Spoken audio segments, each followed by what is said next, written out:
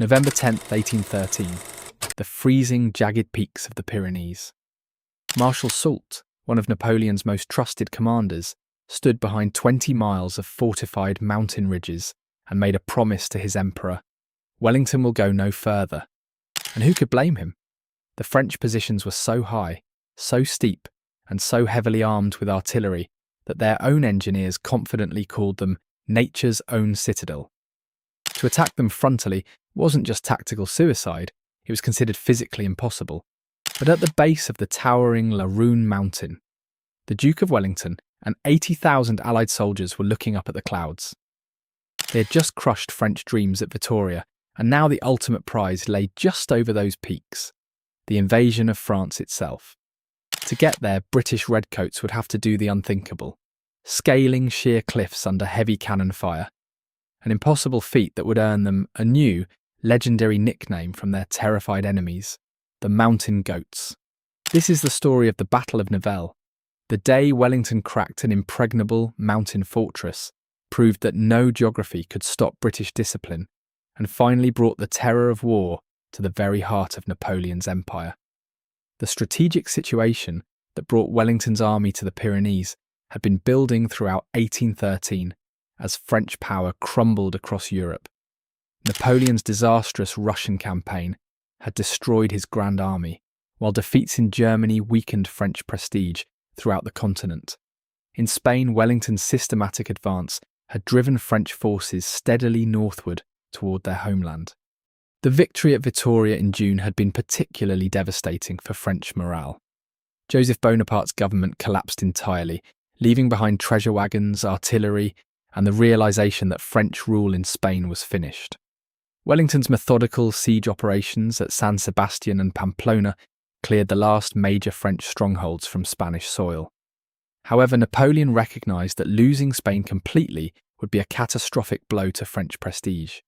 He dispatched Marshal Nicolas Soult, one of his most capable commanders, with orders to hold the Pyrenean frontier at all costs. This mountain barrier represented France's natural protection against invasion from the south. Soult's defensive strategy reflected decades of military experience and intimate knowledge of Pyrenean geography. The positions he selected exploited every natural advantage the mountains provided, creating what appeared to be an impregnable barrier against Allied advance.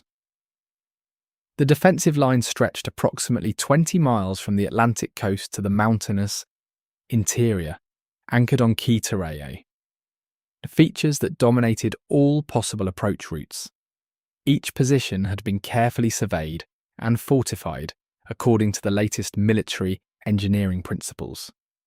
At the coastal end, the fortress of Socoa controlled access from the Bay of Biscay, while inland positions commanded the mountain passes that armies had used for centuries.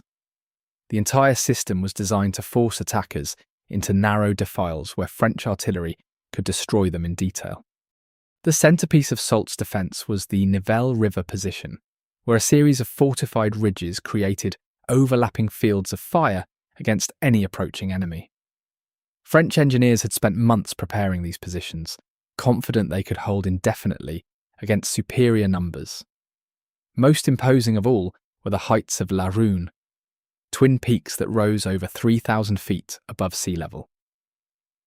The Greater and Lesser Rune dominated the entire region, their summits crowned with artillery positions that could engage targets miles away. French confidence in these positions was absolute. Military experts considered them stronger than any fortification in Europe, protected by terrain so difficult that conventional assault seemed impossible. Soult himself declared that Wellington's army would exhaust itself against these mountain walls. However, this defensive strength came with significant weaknesses that an experienced commander like Wellington could exploit. The very length of the position meant that Soult's forces were spread dangerously thin across the entire front. With only 50 to 60,000 troops available, Soult could not defend every position in strength while maintaining adequate reserves. French units occupied isolated posts that could be overwhelmed by concentrated attacks before mutual support became effective. More critically, the mountainous terrain that protected French positions also prevented rapid communication and reinforcement between different sectors. A breakthrough at any point would be difficult to contain, especially if multiple attacks prevented French commanders from concentrating their reserves. Wellington recognized these vulnerabilities immediately upon examining French positions. His extensive experience in peninsular warfare had taught him how to exploit enemy weaknesses while minimizing his own disadvantages in difficult terrain. The Duke's assessment was characteristically direct. The enemy does not have enough men to hold the positions they occupy. I can concentrate a much larger force at specific points than they can collect to oppose me. Wellington's battle plan demonstrated the tactical sophistication that had characterized his peninsular campaigns. Rather than attempting a costly frontal assault against the strongest French positions, he designed a complex operation that would exploit multiple weaknesses simultaneously. The plan involved coordinated attacks across the entire front, with each element designed to support the others, while preventing French forces from concentrating effectively. Timing and coordination would be crucial to prevent French reserves from reinforcing threatened sectors. Sir John Hope commanded the coastal sector, where British forces would conduct a demonstration attack against Sokoa Fortress. Naval gunfire support would add weight to this assault while preventing French forces from redeploying inland. The main effort would fall to Lord Beresford's corps in the centre, where the 3rd, 4th, 7th and Light Divisions would punch through Soult's positions along the Nivelle River. This breakthrough would sever French communications and collapse their entire defensive system. On the right flank, Sir Rowland Hill's 2nd and 6th Divisions would advance through the mountain passes to threaten French positions from an unexpected direction. This attack would prevent Soult from reinforcing his centre, while creating additional pressure across the entire line. The key to success lay in achieving tactical surprise despite the obvious nature of Allied preparations. Wellington's deception efforts convinced French commanders that the main attack would come along the coast, drawing their best troops to the wrong sector. Dawn on November 10th found Allied columns moving silently through mountain mists, approaching French positions under cover of darkness. The preliminary movements had been planned with meticulous attention to detail, ensuring that each unit reached its assigned position without alerting enemy observers. The Light Division's assault on Lesser Rouen became the battle's most famous action, demonstrating British infantry capabilities under the most demanding conditions. These elite troops faced a climb that French experts had declared impossible for formed units carrying military equipment. The 43rd, 52nd and 95th Regiments approached the southern face of Lesser Rouen through terrain so steep that soldiers had to help each other up the rock faces. Many positions required ropes and direct assistance to overcome, while the weight of ammunition and equipment made every step exhausting. French defenders had positioned themselves to cover the obvious approaches, confident that no enemy force could scale the seemingly vertical cliffs on the southern side. Their artillery was sighted to engage targets on the gentler northern slopes, leaving the precipitous southern face undefended. The surprise achieved by the Light Division was complete and devastating. French troops occupying the summit positions found British infantry appearing among them, as if materialising from the rocks themselves. The psychological shock paralysed organised resistance. Colonel John Colborne's 52nd Light Infantry demonstrated the aggressive spirit that characterised Wellington's veteran regiments. Their assault on the star-shaped redoubt proceeded so rapidly that French defenders abandoned their positions without inflicting significant casualties, fearing encirclement and capture. The 95th Rifles, Wellington's elite marksmen in their distinctive green uniforms, provided covering fire while their colleagues stormed French positions. Their superior marksmanship and individual tactical skills proved decisive in the confused fighting among the rocky outcrops. French resistance collapsed with startling rapidity once British troops gained the summit. Positions that had seemed impregnable from a distance proved vulnerable to determined assault by disciplined infantry, willing to accept significant risks. The psychological impact of losing Lesser Rouen spread throughout the French defensive system. If British troops could scale those cliffs and capture such strong positions, no French post was truly secure. Morale began crumbling even in sectors where fighting had not yet begun. Meanwhile, the central attack achieved equally dramatic success through different tactical methods. The 3rd Division's advance toward the crucial Amot's Bridge demonstrated how Wellington's systematic approach could exploit enemy weaknesses. This bridge represented a critical vulnerability in Soult's defensive system, providing the only lateral communication route between French forces on either side of the Nivelle Valley. Capturing it would physically divide the French army and prevent coordinated resistance. The assault succeeded through superior British discipline and training rather than tactical surprise. French defenders fought courageously but could not match the sustained pressure applied by Wellington's veteran regiments, whose battlefield experience exceeded that of most French units. Once the bridge fell, Soult's defensive system collapsed entirely. With no way to coordinate between separated sectors and no reserves capable of containing multiple breakthroughs, French resistance became fragmented and ineffective. By early afternoon, French forces across the entire front had begun retreating toward prepared positions behind the Nivelle River. What had begun as fighting withdrawals from individual positions became a general retreat as unit cohesion deteriorated. The speed of French collapse surprised even Wellington's staff officers, who had expected a more protracted struggle for such strong positions. However, the careful preparation and coordinated execution of the Allied plan had overwhelmed French defensive capabilities. Soult's forces abandoned substantial quantities of artillery and supplies during their retreat. While many isolated garrisons were captured before they could withdraw, the defeat was both tactically and psychologically devastating for French morale. The aftermath of Nivelle revealed both the strategic significance of the victory and the discipline that characterized Wellington's army during its first operations on French soil. This was a moment of supreme test for British military culture and professional standards. Spanish troops, veterans of years of brutal French occupation, harboured deep resentment against their former oppressors and initially sought revenge against French civilians. The psychological impact of finally invading France created powerful emotions that threatened to undermine military discipline. Wellington recognised immediately that Allied treatment of French civilians would determine whether the invasion succeeded strategically. Harsh treatment would unite the French people behind Napoleon, while restraint might encourage them to accept Allied occupation. The Duke's response demonstrated the leadership qualities that had made him indispensable to the Allied cause. Rather than merely issuing orders, he took direct personal action to ensure proper conduct, sending Spanish units home when they proved impossible to control.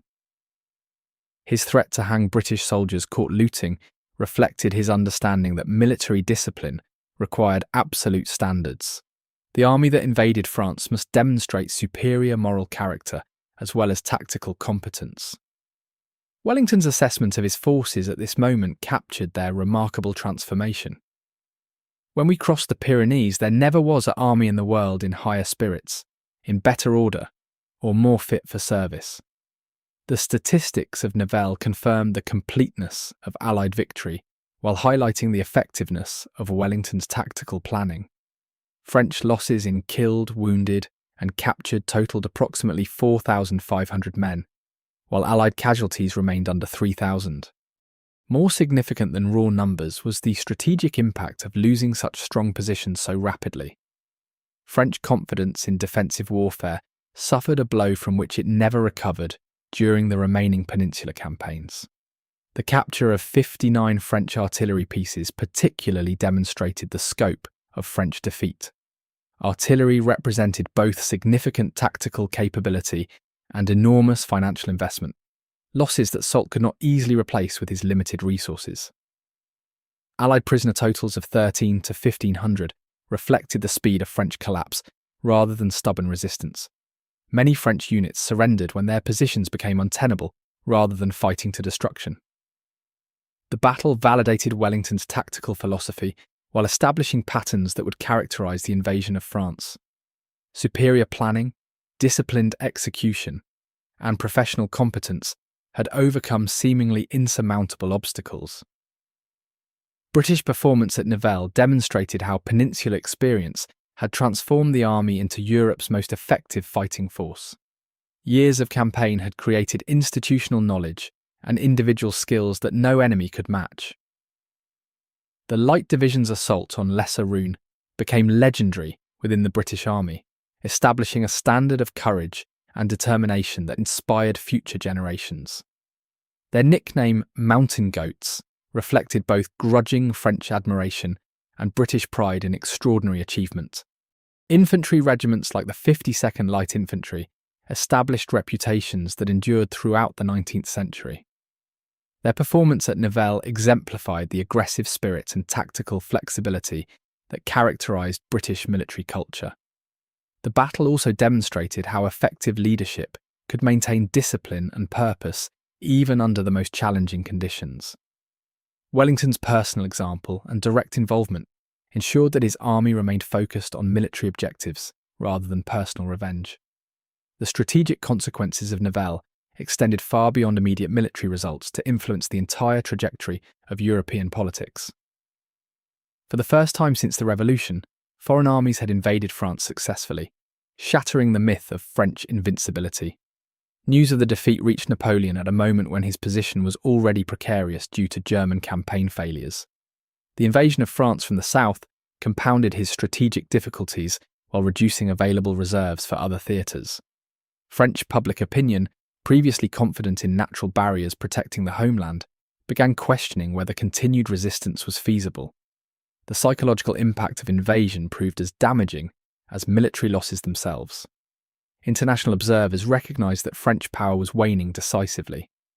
Allied diplomats gained leverage in peace negotiations, while neutral nations began distancing themselves from French influence. The invasion also validated British strategy throughout the Peninsular War. Years of patient pressure, systematic advance, and professional military development had achieved the ultimate objective, carrying war into the heart of enemy territory. For British public opinion, Nivelle represented vindication of prolonged continental commitment, despite enormous costs and occasional setbacks. Wellington's army had proven that British arms could triumph anywhere under competent leadership. The battle established tactical precedents that influenced British military doctrine for generations afterward. The combination of deception, coordinated attacks, and aggressive exploitation of success became hallmarks of British operational art. Most importantly, Nivelle demonstrated that terrain advantages could not compensate for inferior leadership, inadequate numbers, and declining morale. Professional competence and systematic planning would ultimately triumph over static defence and positional warfare. The human dimension of victory provided context for strategic success while highlighting the personal qualities that made Wellington's army unique among European military forces. Individual courage, unit cohesion, and institutional discipline combined to create remarkable capabilities.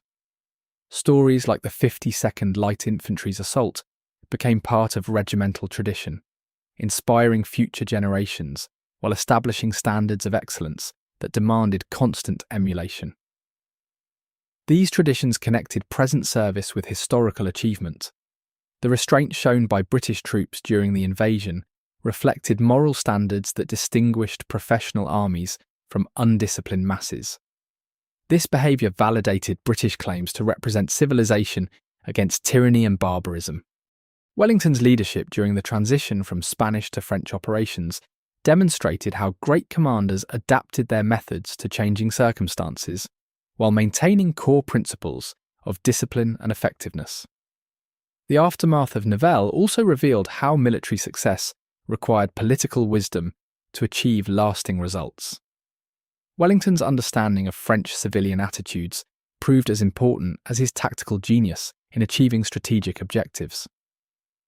For the broader development of British military culture, Nivelle represented the moment when Peninsular experience culminated in complete professional dominance over European opponents. The army that crossed the Pyrenees was incomparably superior to the force that had landed in Portugal years earlier. The battle validated institutional reforms and professional development that had transformed British military capability throughout the Peninsular campaigns. Systematic training, experienced leadership, and proven tactics had created overwhelming advantages. Individual regiments gained battle honours and institutional prestige that endured for decades, while successful commanders established reputations that influenced military careers and strategic planning for years afterward. The influence of Nivelle on subsequent military development proved equally significant. Tactical lessons learned in the Pyrenean assault influenced British military doctrine throughout the 19th century and beyond. The importance of reconnaissance, coordinated planning, and aggressive exploitation of success became fundamental principles that guided British military thinking in colonial and European conflicts for generations. The battle also demonstrated how natural obstacles could be overcome through superior preparation, individual courage, and institutional competence, lessons that proved valuable in multiple subsequent campaigns across diverse geographical settings. Modern military historians recognise Nivelle as a decisive engagement that demonstrated British tactical superiority while establishing patterns of success that characterised the final Peninsular campaigns and Waterloo itself. The battle showcased how experienced professional armies could overcome seemingly impossible obstacles when led by commanders who understood both tactical possibilities and strategic requirements. For understanding Wellington's development as a military commander, Nivelle represents the moment when all elements of his tactical system combined perfectly to achieve overwhelming success against a competent enemy in strong defensive positions.